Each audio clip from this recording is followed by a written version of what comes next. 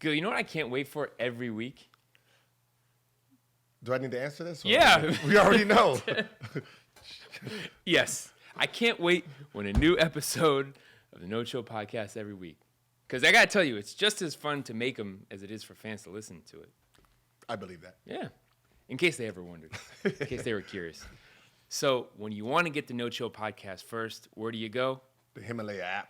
Get it a day early on Himalaya. Himalaya is a brand new podcast app where you find every single podcast you love and future favorites. If you're a podcaster or a fan, Himalaya has got your back. Discover personally curated playlists and show your favorite podcasters some love with Himalaya's tip jar. It's free, it's the easiest to use, and they're adding cool new features every single day. Go to the App Store, download Himalaya, that's Himalaya, and don't forget to follow the No Chill podcast. How could you? They can't. Everyone's following us. Not everyone. But we'll take more in the boat. Get on board.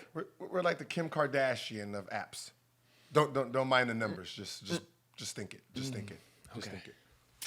On this episode of the No Chill podcast, we gear up for the NBA Finals. After an eventful season, it comes down to the Raptors and the Warriors. We know the Dubs are a dynasty, so do Kawhi and the Raptors actually have a chance? If so, how? In the spirit of the finals, we look at what exactly is that special ingredient Golden State has that all other teams don't. For Canada, we've got some good news, some bad news for you. Beyond the finals, Gil gets into how to measure talent specifically, what really matters versus the analytics. Also, before we go, he's got a Kobe story that pretty much sums up the Mamba mentality. It's an all-around great episode of the No Chill podcast. As always, you can get us early on the Himalaya app. You can, of course, find us wherever you get your podcasts. So subscribe and be sure to follow us on the No Chill YouTube channel. Gil, the NBA Finals are set. Oh, yeah. I can't believe, I got to say, I did not think the Raptors had enough in the tank. I told you, Bucks were the complete team in the East all the way. The Warriors, no surprise there. The complete team in what? More in the East. In what category? They don't have a finisher. They don't have a guy in the last 2 minutes that you can give the ball to get buckets. And it showed. It showed. It showed. But that was always their flaw. But in regular season, that's why when, media and reporters and analysts, were talking about the Bucks in regular season during the playoffs. It's like the playoffs that has no bearing on what the regular season stats were. It's no bearing on that game. It's a whole different game. Half-court players perform better in a playoff setting. So when you look at the Bucks, it was like, okay, when the game gets tight, who do you give the ball to? Your best player is Greek the Freak. So if he can't hit the 15-footer consistently, if he can't make free throws, how do you guys win close games? And I guess that's a case of getting exposed, because for him, Game 6, he did not look for a shot.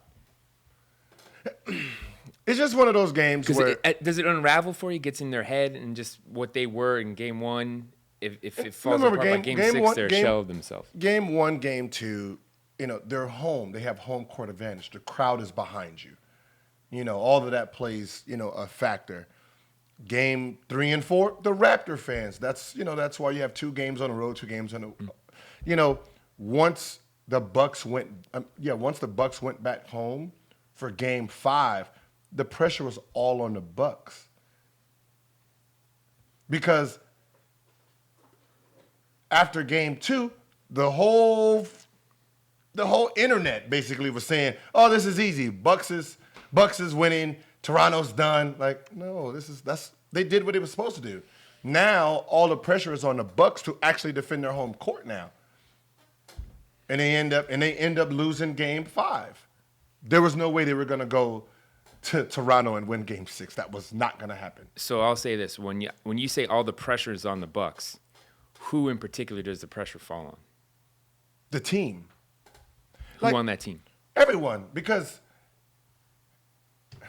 we want to say, all right, Greek the Freak, because you're the best player, Well, not really, because last year they won 44 games. He averaged 27 and 10. This year, he averaged 27 and 13. Middleton numbers were down from last year. Bledsoe numbers were down from last year. That's what I was gonna say. That's what they saw, and this is where I said they were deeper. They went to Hill, George Hill, and Malcolm Brogdon down the stretch because Bledsoe just fell off. But they could at least go to him. They had those. They had those. No, but what I'm weapons saying to go is, to. if your 3 stars from last year to this year didn't really improve individually, like their stats say, they really didn't improve individually. That means all the players they brung in help win 16 more games. So during the playoffs, it's the help that you need. That you need. Not the one player that, Greek is the freak. No, that's not why you guys are number one. You guys are number one because the whole team helped in. But Lopez, all these guys helped get 16 extra wins. It wasn't the 3 main guys. So if you went away from the guys who helped you get there, it was going to show. So games 1 and 2 where Lopez stepped up, even guys Ilyasova, they was that a little bit of fool's gold because Giannis, I think he had 24 and 10 in game 1. Nice numbers. That's his numbers. But Lopez showed out. And Lopez is one of the reasons they won 16 extra games. So then you go games 3, 4. I mean, they lost 4 in a row. Yeah, so the rest of the games, if you're not getting Lopez and these guys involved, and you're going to go back to, I didn't perform well, because you think you're the reason that you got those extra wins and became number 1 in the East, that was the fool's gold. The fool's gold wasn't Lopez, and those were the guys who actually helped you get to where you were. So if you didn't really focus on them, and you're 24 and 10, you're 27 and 13, that's what you do. Everything extras was the rest of that team's. So it was more of a team effort than just one particular player. It always is. And like you said, the pressure is on all the players. Yeah. And certain guys step up. I thought George Hill was solid. You kind of forgot that he was even on that team. Yeah. But like I said, in the East, the other team, you thought Philly. On paper, we said this last week. You look at Embiid and Jimmy and Tobias Harris and Ben Simmons, Redick. This team is actually loaded. And they just didn't. They didn't have. They didn't have enough time with each other. I thought so. Mid-season trade. Ben Simmons not really knowing what he's supposed to do. He doesn't.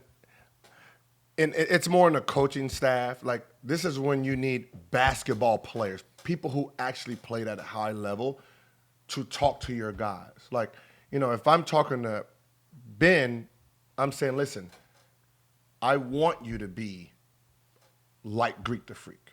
That's how aggressive I need you to be, because you being a point guard, Embiid doesn't need you to be a point guard. Just give him the ball. He's going to do what he's going to do. He doesn't need you to try to get 10 assists. He doesn't need you in that. Jimmy Butler, just give him the ball. He's going to create his own shots. So you got your first and second option who don't need you. So you playing coy basketball, getting on the ball, hurts the other two, hurts Tobias, hurts JJ Redick.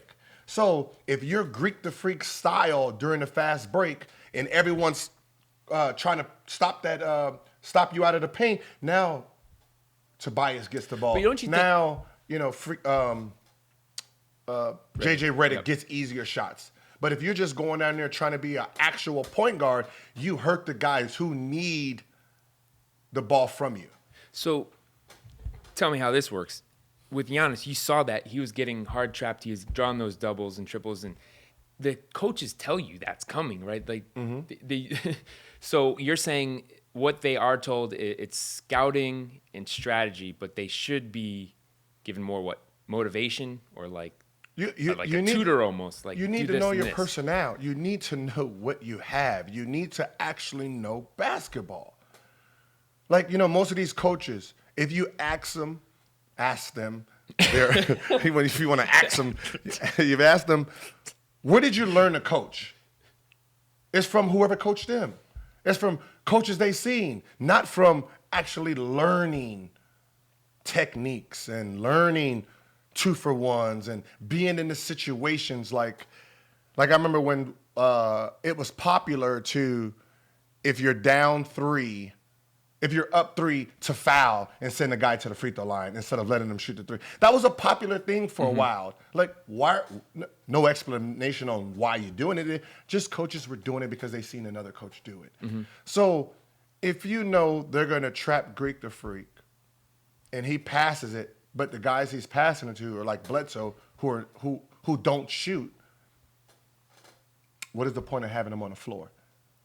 They're putting too much trust in him that he should know his teammates. No, the reason I'm doubling you off of Bledsoe is because he can't shoot. Right. So I'm going to allow him to shoot that jumper. I want Bledsoe to sit there and shoot jumpers. Bledsoe's going to drive, and most of the time when he drives, he's looking to make another play anyway. Knowing that, we're going to leave Bledsoe, let Bledsoe drive, flinch at him. He's going to pass the ball back out. Okay, you did us a solid. You know, if you don't know that's what's going to happen, then you don't know how to play against it when that's happening.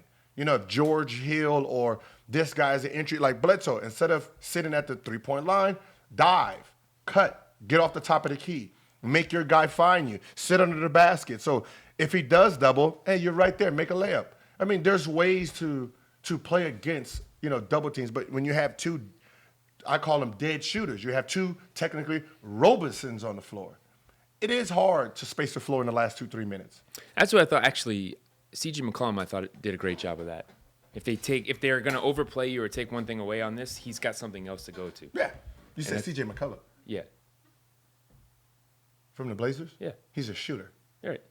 But he would attack the basket. He's got that. He's nice a shooter. You're not gonna leave C.J. McCollum to go double dance. No, you're not. No, I'm just saying that guys that Rondo does a great job of that. In the series, in the playoffs, you saw him be able to step up more, where guys like Bledsoe regressed. No, what I'm saying is you got to compare this apples for apples. Someone who can't shoot, Rondo. If you were doubling off of Rondo, Rondo's not gonna sit at that to top of the key, waiting for the ball. He's going to dive and cut and get closer to his comfort zone, to make a play under the basket. And, so now you're going to stop doubling off of him because he's sitting under the basket waiting for that pass back, to make that layup. So, all right, let's give credit where credit is due. The Raptors are in the finals, first time in team history. Canada's going crazy. I see. So Drake. Yeah. All right, did you have enough of Drake or too much of Drake? That's the same thing. Not enough of Drake. No, but I mean, are you cool with that, or is it just too much? I'm cool. What is he doing wrong besides being a fan? What is repping his city? What's the difference between Spike Lee? Well, I mean, just like giving your coach doing this on your coach's shoulder and going after the owner's daughter of the Bucks, like. Okay. See, you know, Drake brings in his own wave of haters. Okay, so look, it's playoffs, right? Everything goes during the playoffs. The super fans are super fans. So if Drake, and I said it, if the coach is irritated about Drake, you fucking lost already. Because if you're sitting there paying attention to a super fan, you lost. They won. They got you out of your element. They did. Like that's just like if the Pacers, when Reggie Miller was playing, if the Pacers coach was paying attention to Spike Lee the whole time, you are fucking losing. Like Spike Lee is doing his job. He's doing his job. Drake did his job. I don't know if Drake had a job to do that. Yeah, his job was to be what he was. Be a super fan. Go out there. Because if you remember, Spike, he got in Reggie's head, but Reggie delivered. Did this, but that's part of the game. Yeah, that's part of it. Like it's a sideshow. So now if the Bucks' daughter wants to put a shirt on and Drake wants to go, that's part of it. Yeah. That's what makes playoff. Like Toronto coaching staff and ownership should be mad that Drake is that close. But if they're allowing it, that must be a lucky gym for them. Like that must be a lucky gym for them. Like when he switched to shorts, and put Philly on and jinxed them, that is amazing. That's fucking amazing. That That's what a fan does. That's what a fan does. And also, I can't believe that he has enough time to devote. The man is making albums, touring, and just be at every. Hey, listen. I'm loving it. I'm loving it. All right, good. I'm loving that's like if I was a fan, if I was a super fan, I want to be exactly. Hell yeah. You know, the NBA home teams have thrived off super fans. You know, you have your dedicated fans, you have your super fans. I remember the Bullets back in the day had one guy, and I think when he was reading Charles Barkley, the guy, the heckler. Yeah. And I guess when they moved arenas, they didn't give him his same seat. Yeah, I so remember, you know, but you have your guys. Drake is Toronto. Mm-hmm. Yeah, I mean, really. You know, so Drake has two. You know, you have your super. I don't know his name, but he sits on the visitors. He sits closer to the visitors side. He has the beard. The turban? Yeah, the turban guy. Yeah, him. He's a super fan. Yeah. He's not like Drake, though. He's not a celebrity super fan, but he's a He's not a heckler super fan. He's nice. He's nice. Yeah. Like, he's actually nice. Respectful fan. Yeah, he's respectful. Right. But also, you know, there have been super fans like Spike or Jack Nicholson with the Lakers, or like you see, like Atlanta has 2 Chainz, you know. Travis Scott in Yes, Travis Scott. Travis Scott is a new fan. But I think the thing about Drake is that he represents the city of Toronto. He represents a country. Right. That's the crazy thing about the Raptors. And, man, I don't think and this is helping them in the finals, I don't think there is a better home environment than Toronto for the Raptors.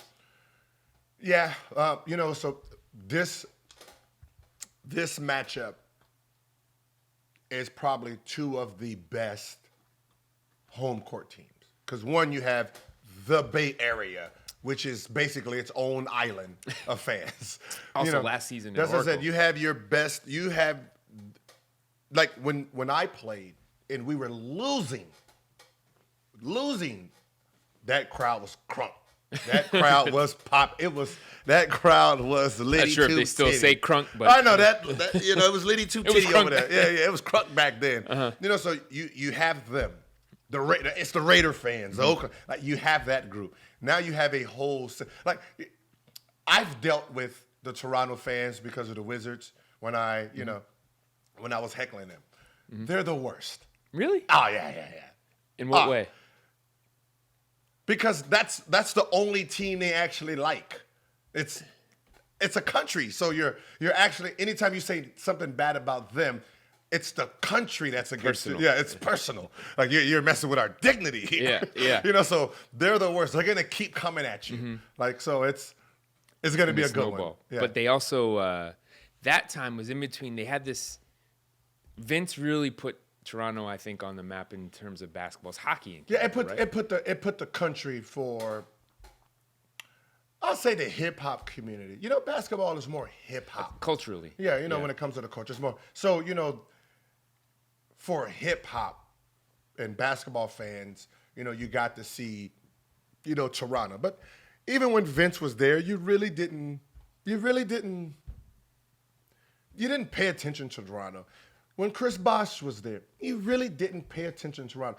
DeRozan was there, you didn't pay attention to. That's when Drake got involved. So it built up a little bit. When Drake, Drake was with the DeRozan. Drake opened era. up. Yeah. The viewership of what the Raptors were. Like, you know, you got to remember, this team has been top 3 in the last 6 years. Like, they've been top 3 in the last 6 years, but no one really cared because it's Canada. Like, we make it seem like this, it's so far away. Like, it's Canada. Like, you know, it's like, woo, that's a long way from America. You know, so they're like the redheaded stepchild when it comes to the NBA teams. You know, so you know Not Drake. Anymore. Yeah, but Drake opened up to like, okay, you know, Drake fans are now like, okay, Toronto's cool. Toronto's cool to to be a part of, you know, but Toronto's more popular because of Drake than the actual team. Now, let's say they're kind of meeting in the middle. So, playing Golden State, won a championship 3 of the last 4 years. Can the Raptors beat the Warriors, and how? Fuck no, and I'm so sorry. that's a can. So no, they can't. Fuck no Okay. is the answer, and the only way they beat the Raptors is if they add half of the Bucks to their team, and they just put it together, and then they go and face. It's like a super team. So you do admit the Bucks were deeper? No. Like you take the bad players off of Toronto, and you add like Greek the Freak, Middleton, and then you just have one super team, and then that team can compete with the Warriors. Yeah. Well, I will say this: you have a great home crowd, and the Warriors are somewhat vulnerable more than they have been in the past couple seasons because you don't have KD, at least for Game 1. So you got this KD injury. Okay, I'm just gonna say it here, and I'm gonna ask you a few questions so you're gonna answer. Okay. All right. If KD was the best player on Golden State, right, and he's out, and your second option, Curry, averaged 36 in the playoffs, and your third option has to be the second option now, which is Klay. He averaged 27 in the playoffs, and your fourth option is now your third option, Draymond Green, averaged a triple-double, damn near, right? So we go to Toronto. Let's take away Kawhi. Who in the right mind on that team not average 36, who can score one time 36 in a game? And then whoever can replace Kawhi, the third option, now second option, who can score 27 on that team? They're outmatched by a fucking long shot. Absolutely. And I'll even say this. So my second and third option for Toronto, we're going to say is probably Lowry and Pascal Siakam. Can Lowry? No. Can so Lowry, to answer your question, no. Yeah, no. They're not going to go for 30 or 36 or whatever. Yeah. But I think what the Warriors do have that is the problem for Toronto is defensively they can run at Kawhi all day is Draymond and Iggy. They have great defense at that position. What? So okay, go ahead. See, I think the problem is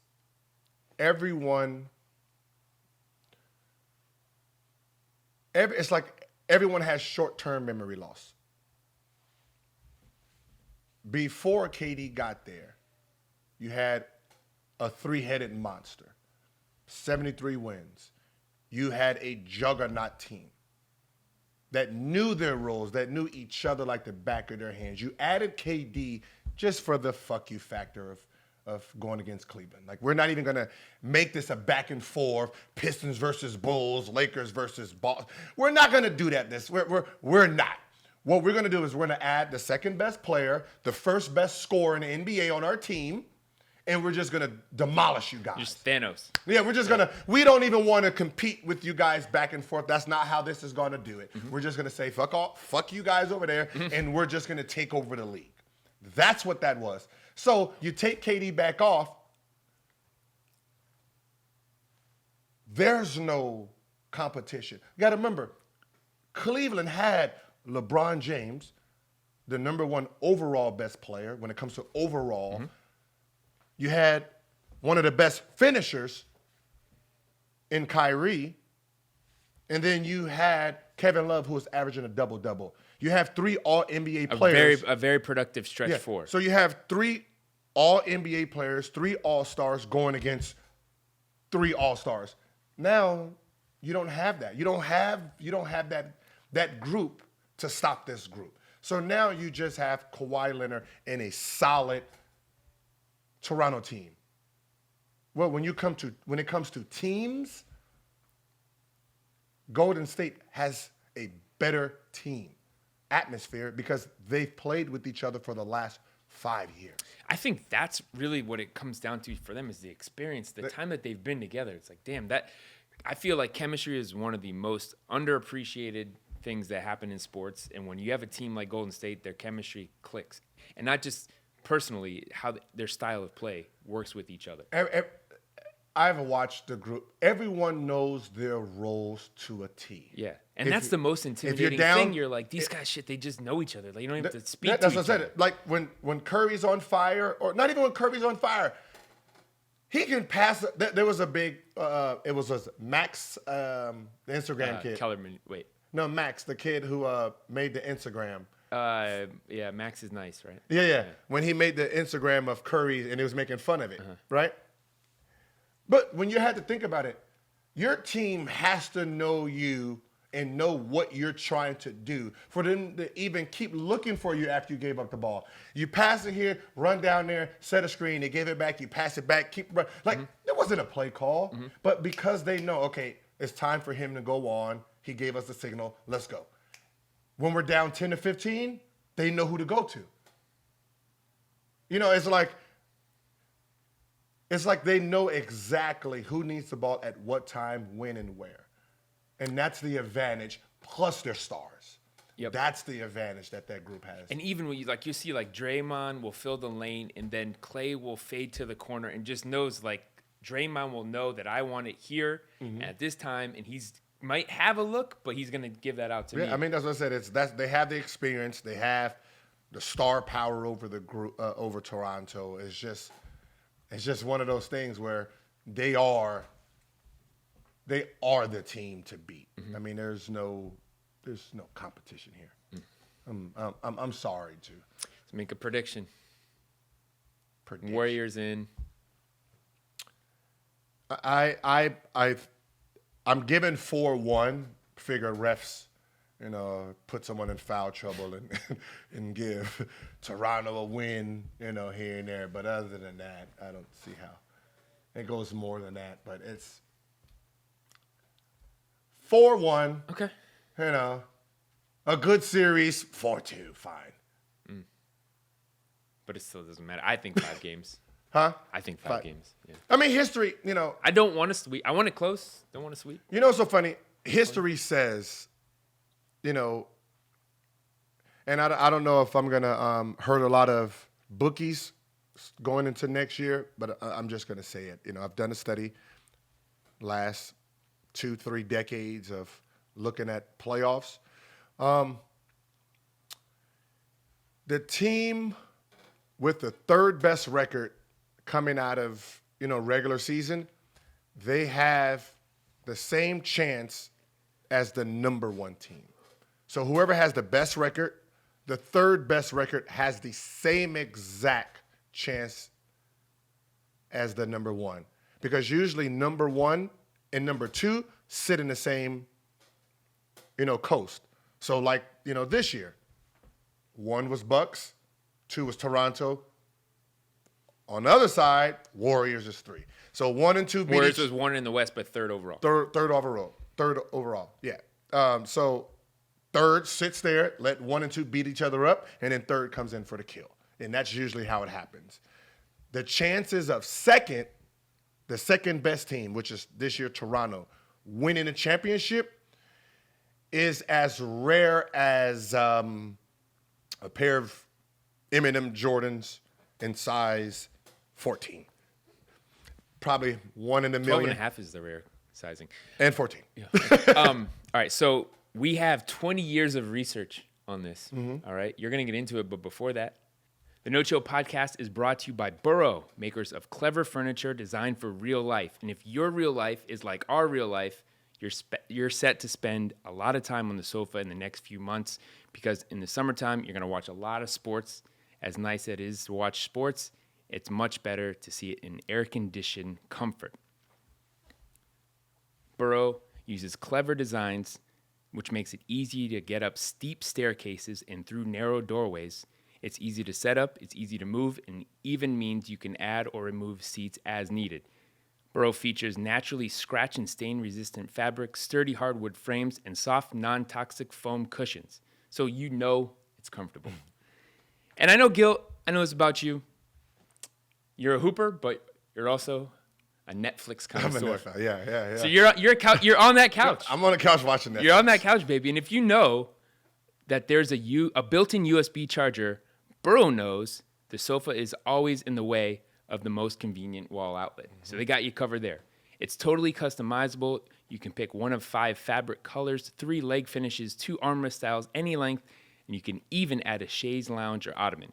1 week shipping is always free, and Burrow stands by their furniture with a risk-free 30-day return period. It's time to upgrade your sofa to one that actually stands up to your lifestyle. Get $75 off a new sofa and free 1-week shipping by visiting, ready for this, burrow.com/ No chill. You got it. That's BURROW.com/no chill for $75 off a new sofa.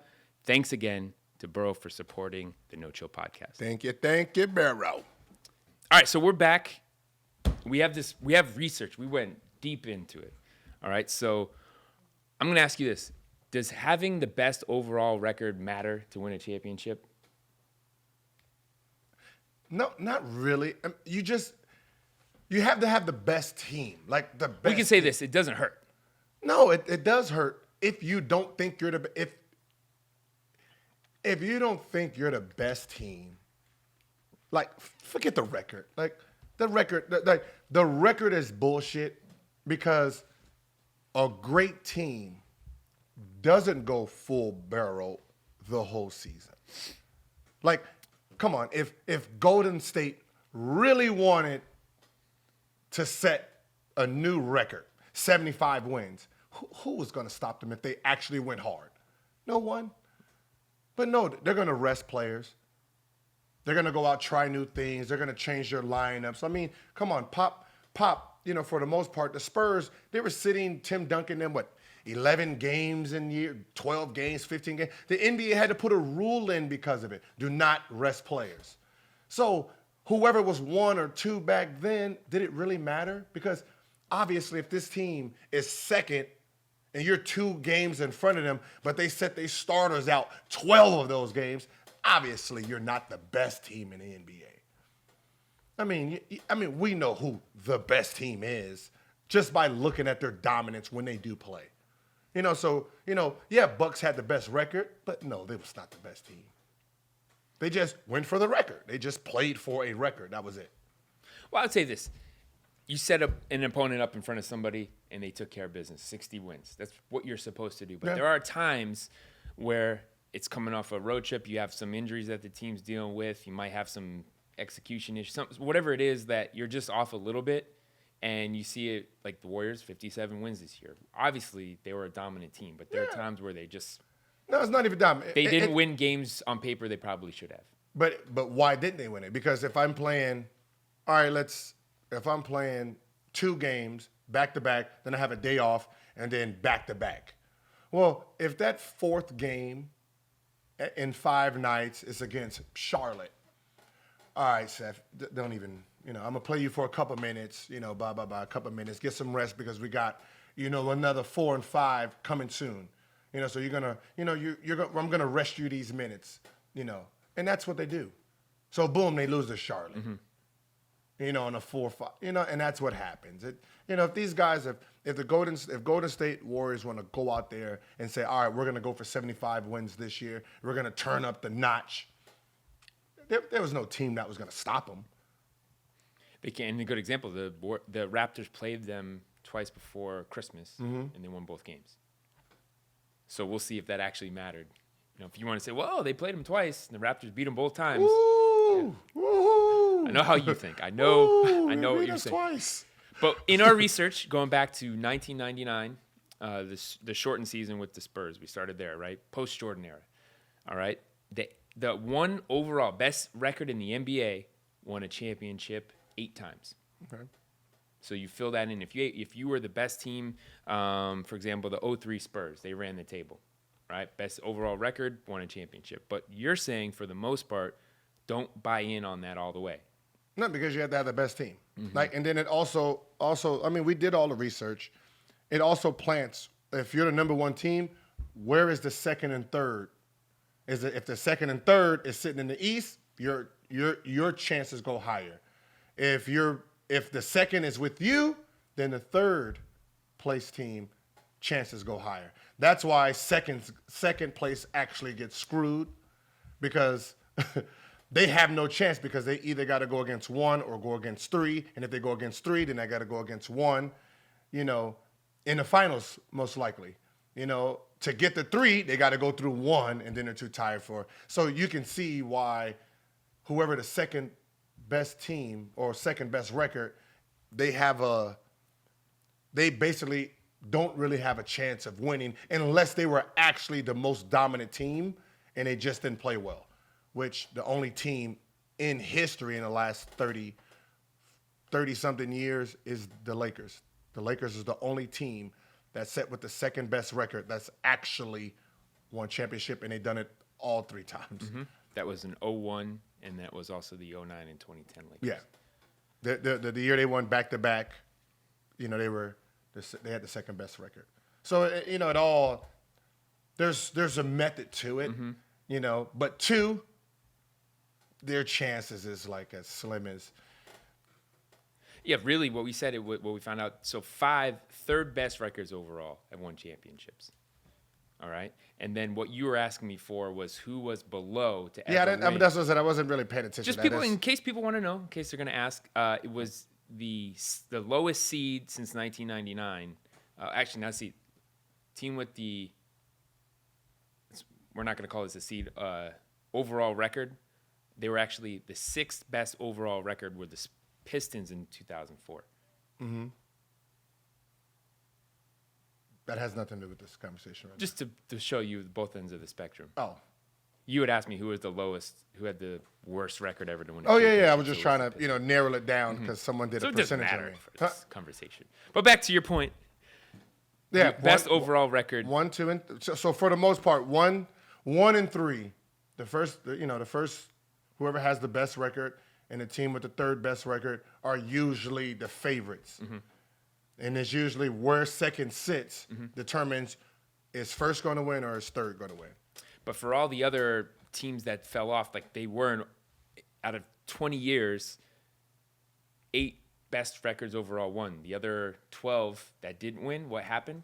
I think the factors there are momentum, getting hot at the right time, right? And the team that you have, injuries obviously matter a lot, in chemistry. Usually if you're getting injured in the playoffs, it does, like Blazers, it hurts them. Does it change the outcome? No. Do they make it a series? They'll win 1 or 2 games. Do I blame the team? No. I blame the coaching staff on that. And the reason I blame the coaching staff on the Blazers is because you didn't do your research against your opponent. You did exactly what the problem is. You did analytics. You did analytics. You didn't do real basketball research. In real basketball research is how you lost all 4 games. And that is, for next year, if the Warriors are down 10 to 15 points, which your analytics won't say, face guard Klay Thompson. Because Klay Thompson, there's something in his mind that does not register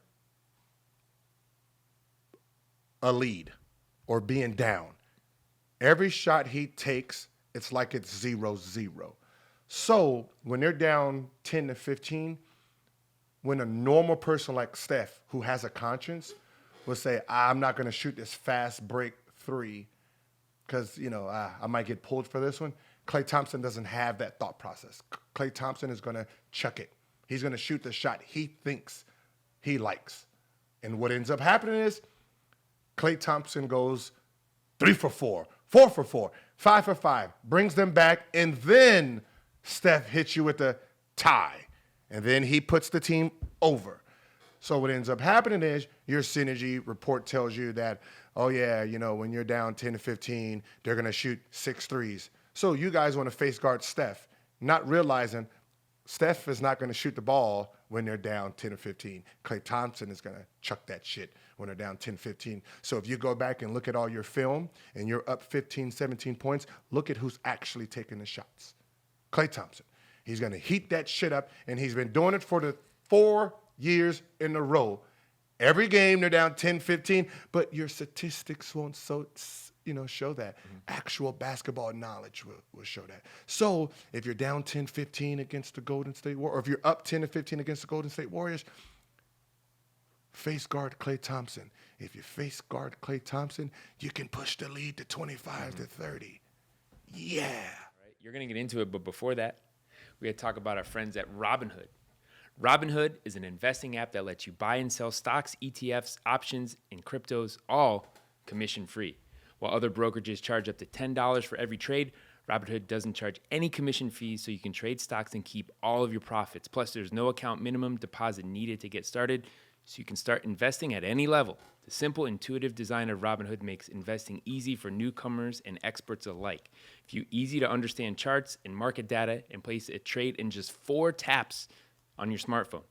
You can also view stock collections such as 100 most popular. With Robinhood, you can learn how to invest in the market as you build your portfolio. Discover new stocks, track your favorite companies, and get custom notifications for price movements so you never miss the right moment to invest. Robinhood is giving listeners of the No Chill podcast a free stock like Apple, Ford, or Sprint to help you build your portfolio. So all you got to do, sign up at nochill.robinhood.com. And read that again, nochill.robinhood.com. Go invest. Sign up and get that free stock. Don't turn down stock, baby. Yep. One shot at that. Well, yay. If you follow the headlines lately, that you know that analytics aren't exactly supported on this podcast. And I think that's just it. That's what the Warriors do, is they know what they have in their personnel, and they put them in the best position to do what they can do effectively. Yeah, but that's what I'm saying. Analytics is percentages on. I don't. To be honest, I don't know what it is because I've never paid attention to it because I don't care, because it doesn't show you what basketball is. You got to remember, analytics and analysts are the same people who all said the Bucks was going to win, because their analytics stats showed that. Well, the analytics doesn't say, oh yeah, Bucks don't have a go-to guy in the last 2 minutes, so it's going to be hard for them to score. And Toronto actually does have a finisher. So actually, as long as Toronto keeps the game close, the last 2 minutes favor them basically 75-25. So I don't know how analytics play a part in the last 2 minutes. And that's why every single reporter was actually wrong, because they're not looking at basketball. They're looking at a piece of paper that gives you some type of, like, no, that piece of paper is boo-boo. If your analytics was this amazing, then how come they're getting it wrong every draft class, every year for the last 30-something years? How come you guys can't pick the best player? How come you guys can't pick the all-stars? There's 5 all-stars, roughly, in every draft. Roughly, there's 5 players that's going to make the all-star. Only 2 are coming out of the lottery pick. 2. You hit 2. Mm-hmm. So 2 players in the lot. Think about that. Where are the other 3? 2. Mm-hmm. Really think. Think about the class. Yep. This class. All these hyped players. Zion, RJ, Ja, Taco. Yeah. Only 2 of those are going to be all-stars. The rest are going to be bust. Because analytics doesn't tell you what needs to. Like, I really think the whole combine itself is bullshit. I've heard that. You say that. I've heard stories about you in your combine experience. Yeah, I think it's bullshit. I like the combine is bullshit. Like football. If I'm looking for an amazing running back or amazing defensive back and receivers, why do I give 2 shits about what their 40-yard dash looks like? Right, because if you're a receiver, if I need a receiver, I'm just gonna draft the guy that ran the fastest.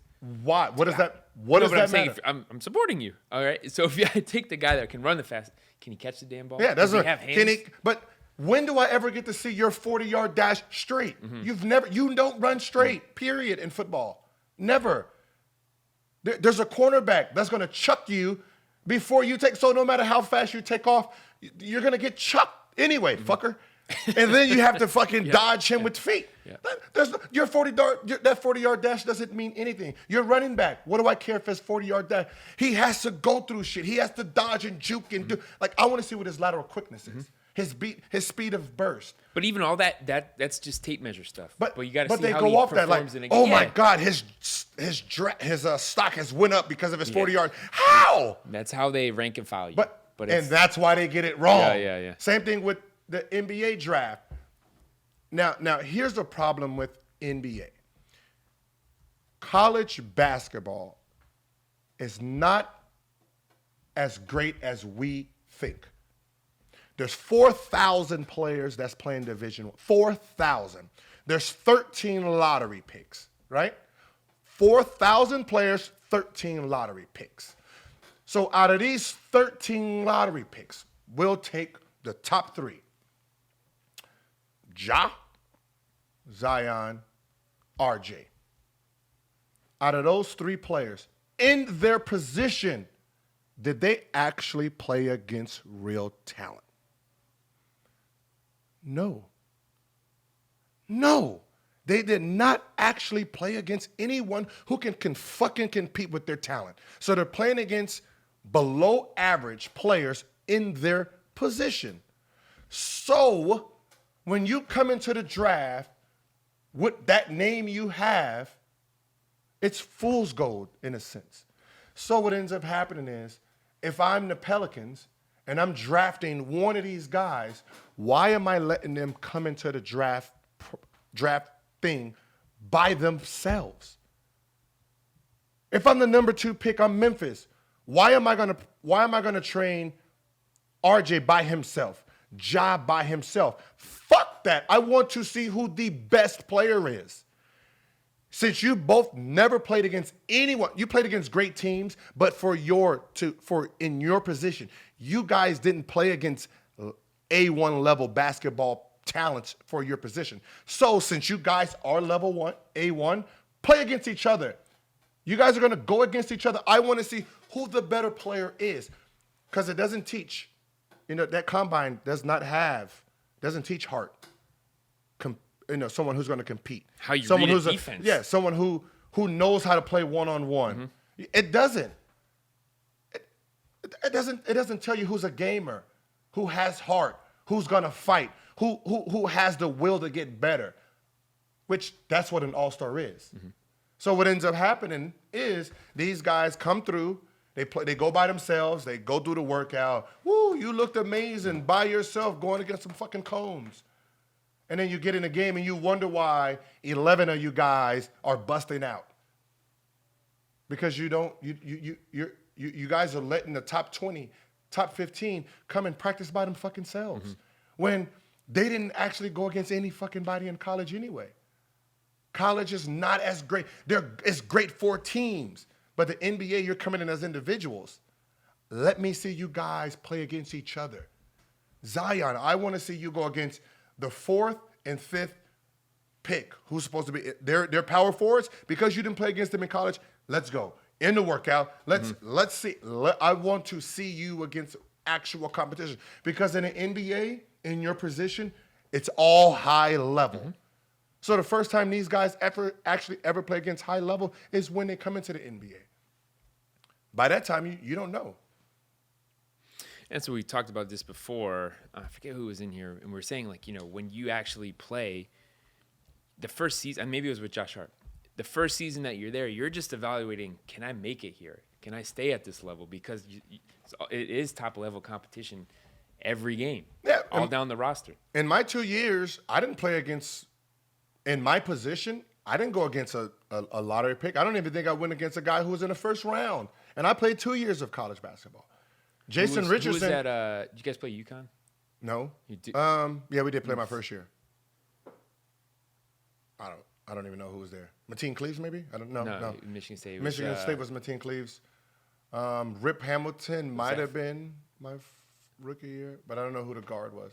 No, it was Karan? No, he wasn't there when I was there. Okay. So you guys played Duke, too. We played Duke. Who was the point guard? Jason Williams. Okay. He didn't pan out in the NBA. He didn't. Well, he had the accident. I know, still. but So I don't. I mean, I don't know if that was the best so, competition you went up. But that's what I'm against, saying. But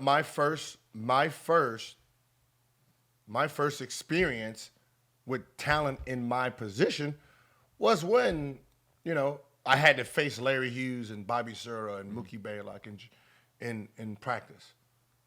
And, I get a rude awakening like, oh, shit. I don't think I'm ready for this shit right here. Young kids now. I just saw a video the other day of Cassius Stanley going against Caldwell Pope. And I was actually in the gym. Oh, you were? Yeah, obviously I got the white shirt, so I'm in the back talking to You're in Cassius. I didn't see it. I'm talking to Cassius' father, and he's saying, he's saying the college, he's at the NBA ranking saying my son is unrankable. He's undraftable. I said, excuse me? I said, what are you talking about? I said, don't worry about do not worry about ranking. Those people are stupid. Okay, do not. Undraftable for what reason? He's a little older, his stats wasn't as, as great for his age. And I was like, listen, the people who rank never actually played. They're stupid, okay? They have no understanding of what basketball really is. I said, your son has a NBA game. So with the NBA game, college basketball can hurt his stats because you get to sit in the lane on him. College can hurt his stats. If he's not teamed up with a bunch of other players, can hurt his stats because they're allowed to play zone. So I said, your son right now is going against Pope, who's a defensive player. He has that matchup every single night of the best offensive player. So I can tell you by this little workout what his chances are. And I said, first shot, he will be fine, trust me. He said, why? I said, because your son is a super athlete. That means he has the advantage over Pope when he raises up for a jump shot, when he takes off for a drive. Any step back, Pope is not going to affect his shot because he jumps too high. Like, he's not going to affect the shot. I said, the only thing Pope has over your son is experience. So when your son goes up the rise, if he didn't have one or two steps in front of him to pull up, an experienced player would know, all right, Pope is going to jump. Let me pump fake. No matter how athletic I am, because he's this close, he will pump fake. He will jump. So if Cassius was in the NBA already, he would know 1, 2, he's close, pump fake, he's flying. I go up for them. This time he gets that block or alters this shot because he doesn't know. I said, trust me, your son might not have played as great as you thought he could have played in high school. He might not play that well in college. He might average 13 to 15. If he goes in the first round, his NBA talent will take over. I said, that's why some stars in college falter in the NBA because they don't have NBA skill. They have college skill. It's two different worlds. Just like AAU in high school basketball, AAU don't have a shot clock. So all these guys and all these dribblers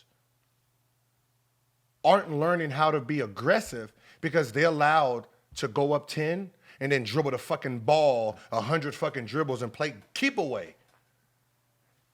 Think about that concept. From the ages of 8 till I hit high school, I'm learning how to play keep away basketball. So I got all these dribbling moves, learning how to play keep away, never learning how to be aggressive when the time counts because you never learned it in that time. And then the shot clock. You never learn what a 2-for-1 is until you hit high school. You don't know what 24 or 35 seconds is until you hit high school. That's a disadvantage. The East Coast don't even have. Most of the East Coast schools don't have shot clocks.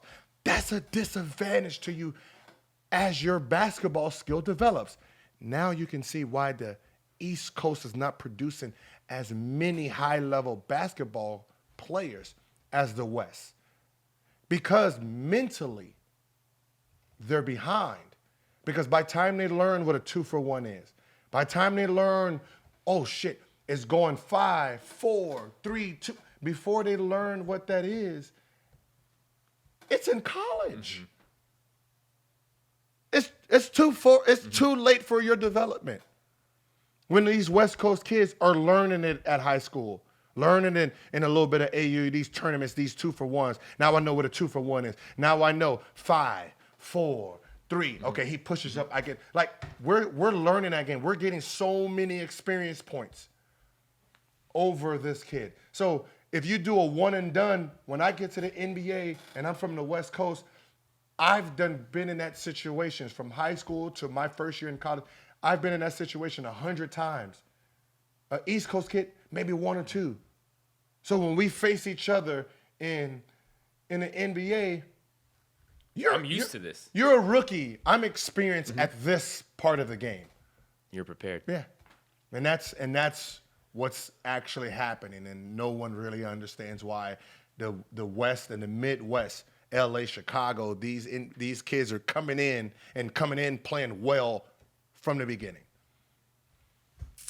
Well, to bring it full circle, because I know you got a game to catch, you got to think to the biggest level. No matter who you are, no matter where your team is, your record, whatever your record says, you got to think, if I'm going to go after the ultimate prize, which is the championship, I got to be prepared for it. You got to be prepared for way ahead of time.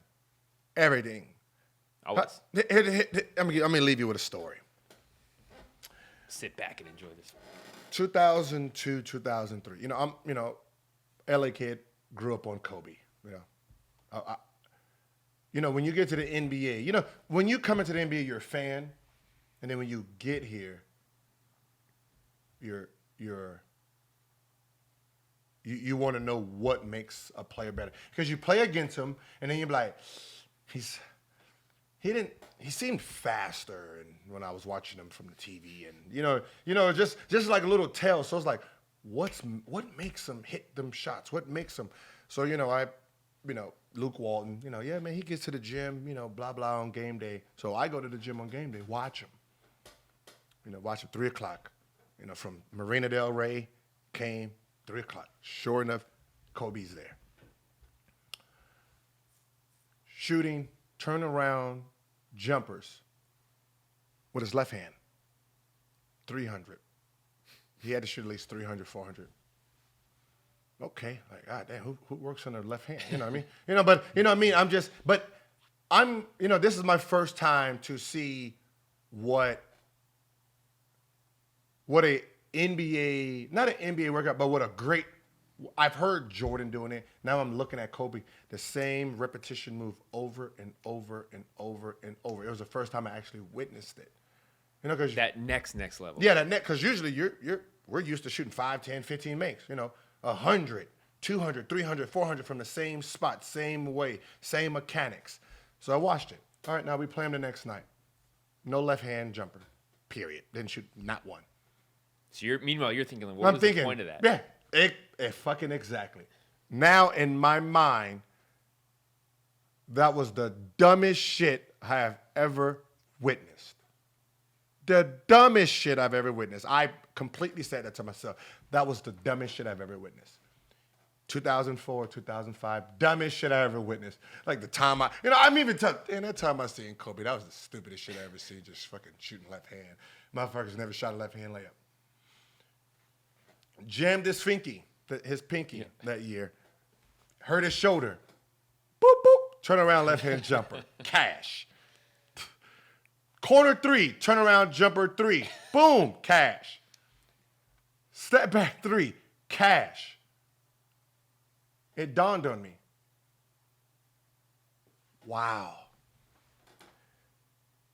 This motherfucker back in 2003 was preparing himself for one day I might hurt myself.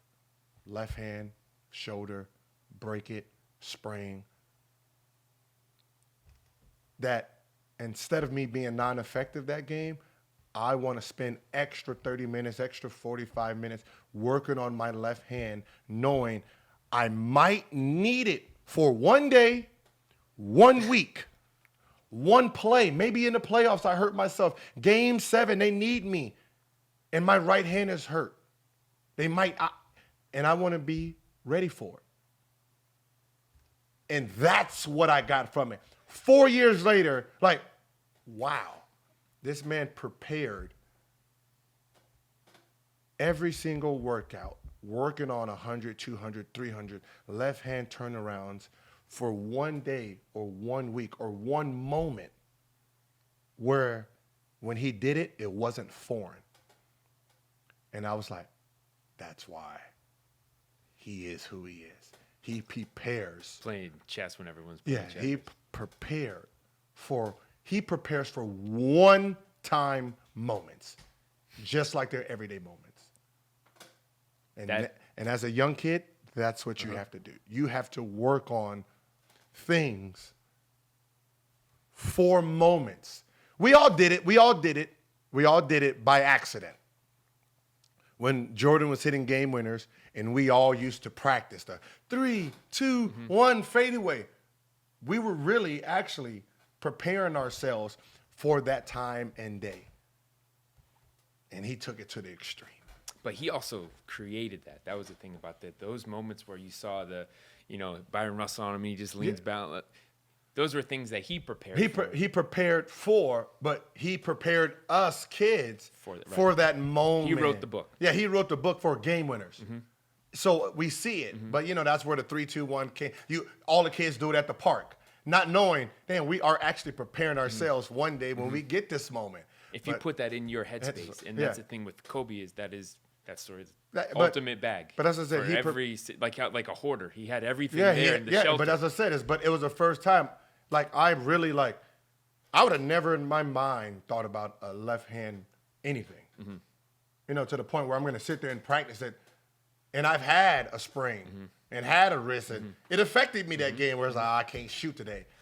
And he's like, that's not going to affect my game performance because I done perfected this left hand where I can play a full game shooting 25 shots with my left. Amazing. That's amazing. The thing I started the Kobe real quick was in the All-Star game. D-Wade broke his nose. He went up for a reverse, and D-Wade clotheslined him, and he broke his nose.